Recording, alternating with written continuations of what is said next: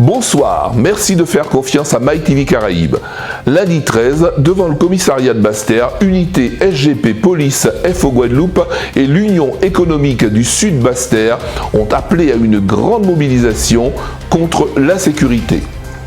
Sidji Esdras nous livre son analyse après les élections législatives et de l'implication de combats ouvriers. L'agriculture biologique a le vent en poupe à cet effet. S'est tenu un atelier sur l'agriculture émergente ce mardi 14 à Bemao. L'unité SGP Police FO Guadeloupe et l'Union économique du Sud Basse-Terre, des commerçants et l'ensemble des forces vives ont appelé à une mobilisation sous forme d'un rassemblement dans la rue de la République du chef-lieu, en hommage aux collègues blessés et également un collègue décédé, et surtout pour dire non à l'insécurité grandissante dans le chef-lieu. À cet effet, ils dénoncent l'immobilisme des élus locaux et de la direction générale de la police nationale et réclament plus de moyens pour lutter contre la délinquance endémique. Écoutons Patrice Abdallah, secrétaire général SGP Police FO. Alors aujourd'hui, nous avons une situation assez particulière au niveau du commissariat de Basse-Terre. Nous avons un commissariat où il y a des fonctionnaires de police, bien sûr, qui ne peuvent assurer la sécurité des personnes et des biens. Donc parfois, et très souvent, la ville de Basse-Terre, qui est le chef-lieu de la Guadeloupe, se retrouve sans patrouille de police pour assurer la sécurité des personnes. Donc pourquoi? Parce que nous avons une charge missionnelle qui est très importante, une surcharge missionnelle qui est très importante et qui nécessite beaucoup plus d'effectifs. Donc aujourd'hui, les commerçants sont un peu laissés pour compte parce que quand ils ont besoin de nous, on ne peut pas leur venir en aide parce que nous avons nos collègues qui sont au tribunal à effectuer des extractions et puis la police d'audience. Et pendant ce temps-là, la rue est dépourvue de forces de sécurité. Donc aujourd'hui, alors nous avons manifesté aux côtés des commerçants pour réclamer plus de fonctionnaires de police, plus de moyens, pour justement endiguer cette envolée de violence au sein de ce chef-lieu de Basse-Terre. Et donc nous interpellons notre autorité de tutelle, et particulièrement le directeur général de la police nationale, mais aussi les élus, parce qu'aujourd'hui on n'a aucun plan sécuritaire, il n'y a rien de proposé par nos parlementaires pour faire face à cette situation de violence. Donc là aujourd'hui, les commerçants à nos côtés, nous réclamons que nos autorités de tutelle et que nos politiques puissent sortir de cet immobilisme et puissent nous donner les moyens de travailler et donner les moyens d'assurer la sécurité de nos commerçants. Nous avons franchi un pas parce qu'il faut savoir que c'est inédit. C'est la première fois que nos commerçants se joignent à la police pour défendre une cause commune, qui est bien entendu la sécurité pour eux, parce que nous aussi nous sommes dans l'insécurité, parce que nous avons il faut savoir qu'en 15 jours à peine, nous avons eu 6 collègues de blessés en intervention. Donc c'est quand même pas rien, parce que ça veut dire que nous intervenons dans la sécurité et que nous ne pouvons pas faire face à certaines situations parce que nous ne sommes pas assez nombreux. Et pour les commerçants qui se font agresser et qui sont obligés de prendre sur eux-mêmes, de se mettre le plus souvent à faire. J'ai bien entendu une commerçante qui disait qu'elle se mettait à faire du sport de combat pour essayer de se défendre parce qu'elle ne se sentait pas en sécurité. Donc là, la situation, elle est dramatique. Elle est dramatique, donc il faut trouver une solution. Donc c'est vrai qu'aujourd'hui, nous étions à peu près une cinquantaine devant le commissariat. Et nous avons quand même demandé que tous les acteurs de cette société qui peuvent intervenir et faire en sorte que les choses puissent changer, puissent s'améliorer, puissent le faire et prendre leurs responsabilités. Moi, je veux dire que l'état d'urgence, c'est singulier Basse-Terre parce que nous pouvons dire que Capesterre est également dans cette situation parce que aussi à Capesterre, nous avons des fois où il n'y a pas de patrouille pour sécuriser la circonscription. Basse-Terre, c'est particulier parce que Basse-Terre, c'est quand même un endroit concentré de commerçants et quand ils appellent les policiers, ils ne peuvent pas venir parce qu'il y en a pas tout simplement. Mais les commerçants sont conscients, ils ont vu exactement d'où provenait le problème parce qu'à un moment ou un autre, il faut leur dire que voilà, il y a cette difficulté et que ce n'est pas d'autre fait qu'on ne puisse pas intervenir et leur venir en aide. Combat ouvrier a pris une part importante dans cette élection législative. Sidji Esdras nous fait part de son analyse à propos de cette forte abstention, soit 74,69% en Guadeloupe et 78,6% en Martinique. Reportage. Combat ouvrier va aux élections pour se faire entendre, pour faire entendre le camp des travailleurs. Nous sommes des militants de la classe ouvrière, on milite au quotidien aux côtés de notre classe, dans les combats qu'elle mène, avec les soignants suspendus, dans les syndicats. Donc il est hors de question que le combat s'arrête parce que le système capitaliste continue de perdurer, continue d'exploiter, continue de fomenter le chômage, la misère, les guerres. Et donc il y a autant de raisons de continuer à se battre. Il y a énormément d'abstention parce que quand on a des préoccupations qui sont comment on va manger demain, quel emploi on va trouver ou comment on va boucler les fins de mois, les élections c'est un autre monde. Et justement, c'est tous ces gens qui ne votent pas parce qu'ils sont déçus, parce qu'ils se désintéressent complètement. Une partie d'entre eux ne vote pas et une autre partie vote pour des aventuriers, notamment le Rassemblement national qui a placé un candidat au deuxième tour dans la 3e circonscription. Nous nous tenons à mettre en garde les classes populaires, les travailleurs, en leur disant que voter pour le Rassemblement national, c'est comme se tirer une balle dans le pied. C'est en tant que travailleur, parce que c'est un parti anti-ouvrier, mais c'est un parti dans lequel aussi il y a beaucoup de racistes, beaucoup de suprémacistes blancs qui pensent que les blancs sont supérieurs à toutes les autres ethnies. Et donc nous ne partageons absolument pas ces idées-là. Et en plus, c'est un parti qui divise les travailleurs entre eux, entre travailleurs guadeloupéens, français, haïtiens. Et nous, on pense que c'est une manière de diviser pour que les gros continuent à régner. Donc nous ne sommes pas d'accord avec ça. Alors sûrement, il y aura des députés élus, il y en aura 4, mais le sort des travailleurs, le sort de la population ne changera pas. Si les choses changent, c'est parce qu'on se battra pour ça. C'est parce qu'on revendiquera des augmentations de salaire par rapport au prix qui augmente. On exigera des embauches et le fait de partager le travail entre tout le monde pour que tout le monde travaille. Et le fait que nous, les travailleurs, on va contrôler l'économie pour mettre en lumière les coups bas et les mauvais coups en fait du gros patronat et de l'État, et surtout pour exiger la réintégration de tous les soignants suspendus et la demande, la satisfaction des revendications des grévistes d'ArcelorMittal qui vont vers leur 300e jour de grève. Samedi 18 juin se tiendra le second tour de l'élection législative dans la 4e circonscription. Christian Baptiste sera opposé à Justine Bénin. Il nous parle de l'union de la gauche qui fera front autour de sa candidature. Écoutons à cet effet Christian Baptiste. Nous sommes satisfaits dans la mesure où nous avons bien travaillé, présenté notre vision. Nous avons tenu une campagne électorale exemplaire avec des idées.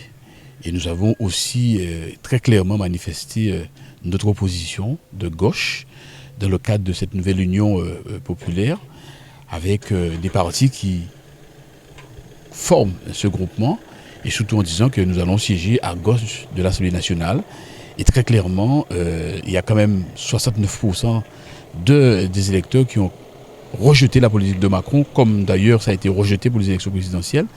Et c'est l'occasion pour moi de remercier les 5532 électeurs qui m'ont fait confiance, qui ont porté leur confiance sur ma candidature et ma suppléante, et leur dire que le deuxième tour, je lance encore un appel aux abstentionnistes qui ne se sont pas déplacés, et tous ceux qui ont rejeté cette politique de Macron massivement, donc de se reporter sur ma candidature. C'est la seule candidature qui s'oppose à la politique ultralibérale, verticale, et surtout scélérate par endroit de cette politique. Et d'ailleurs, nous mettons en grande difficulté la députée sortante, secrétaire d'État du gouvernement Macron.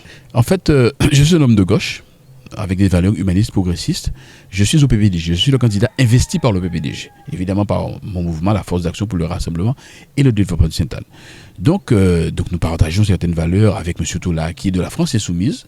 Donc il a été candidat au premier tour et il a défendu un programme ainsi que nous au sein de cette nouvelle union de la gauche, et bien évidemment, c'est tout naturellement que nous nous rencontrons.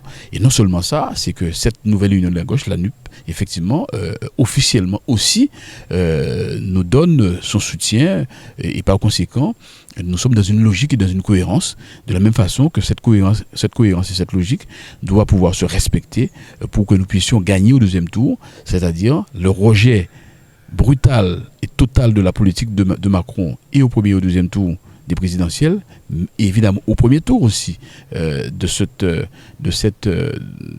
premier tour des élections législatives, car là aussi c'est la politique de la secrétaire d'État, membre du gouvernement Macron, qui a été aussi rejetée et que nous allons continuer à rejeter.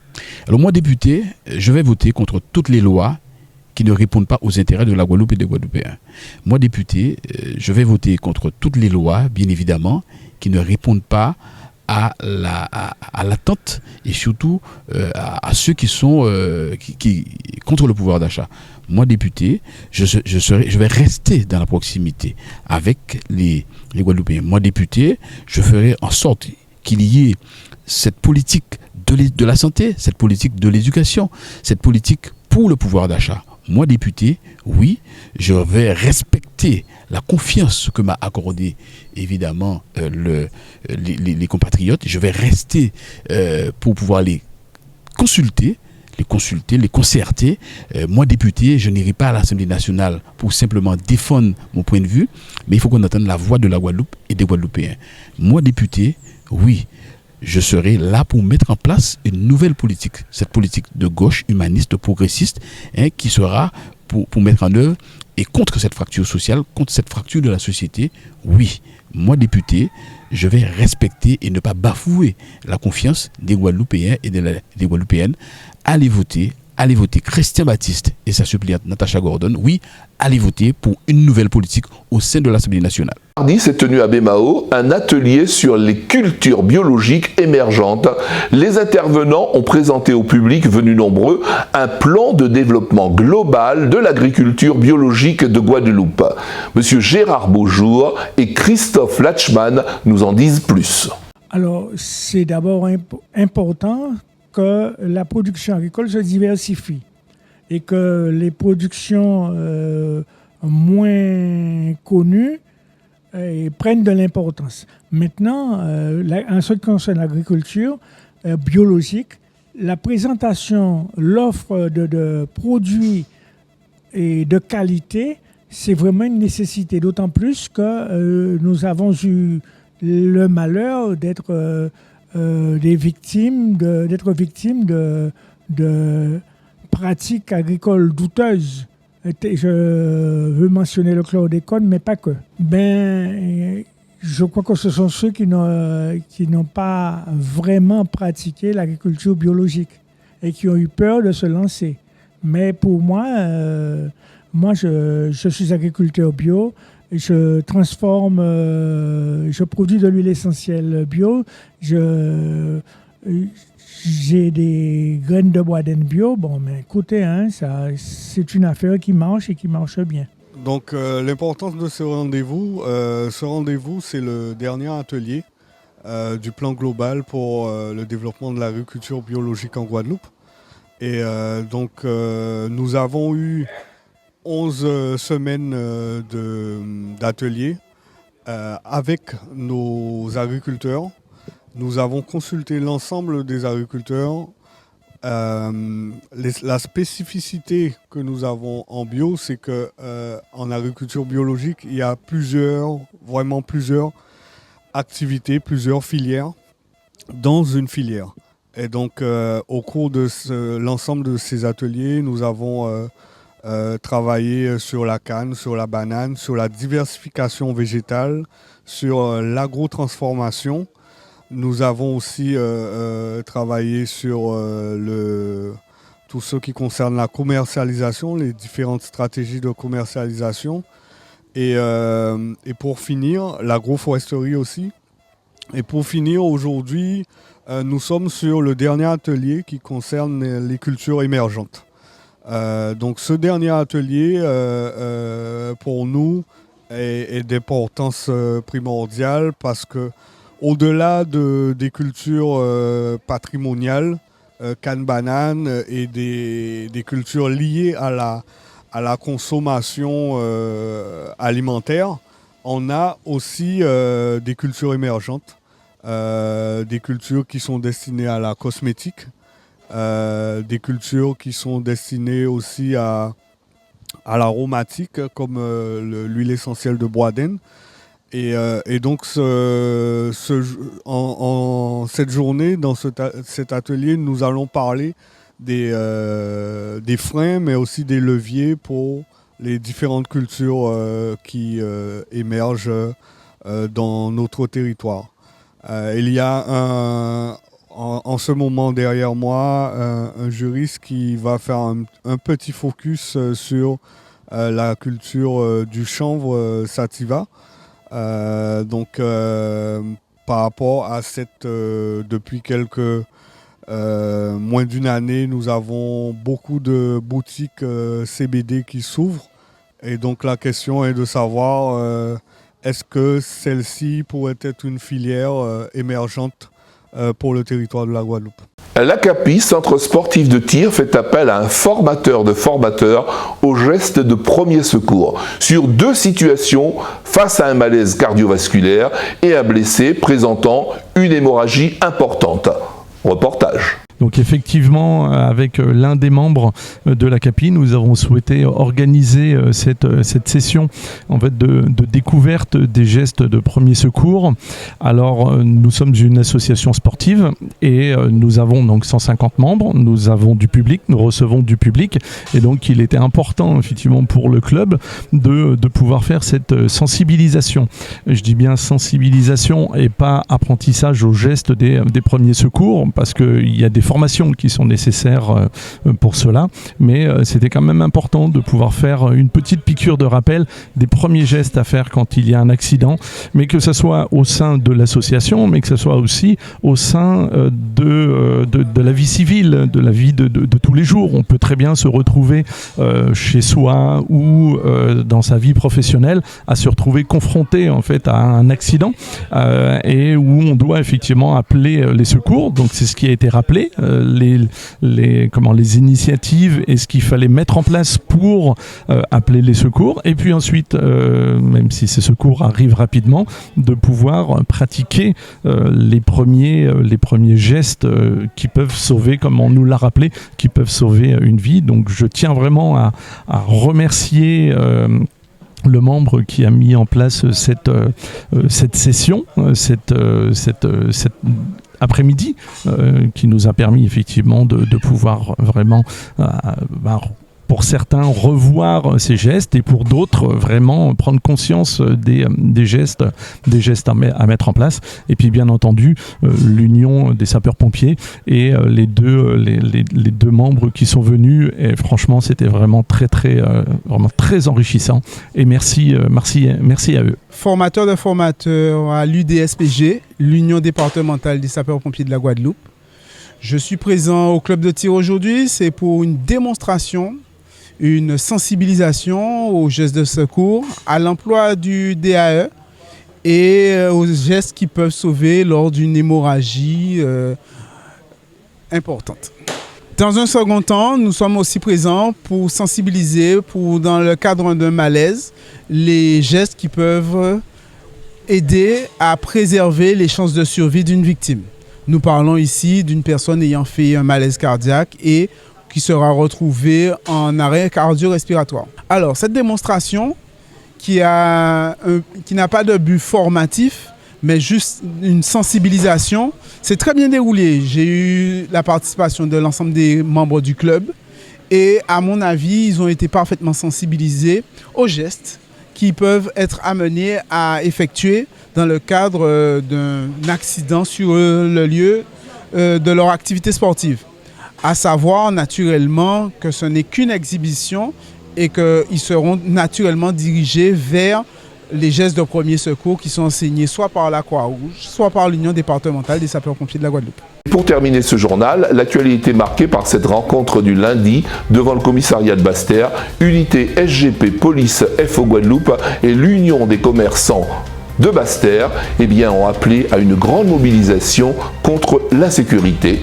Bonsoir.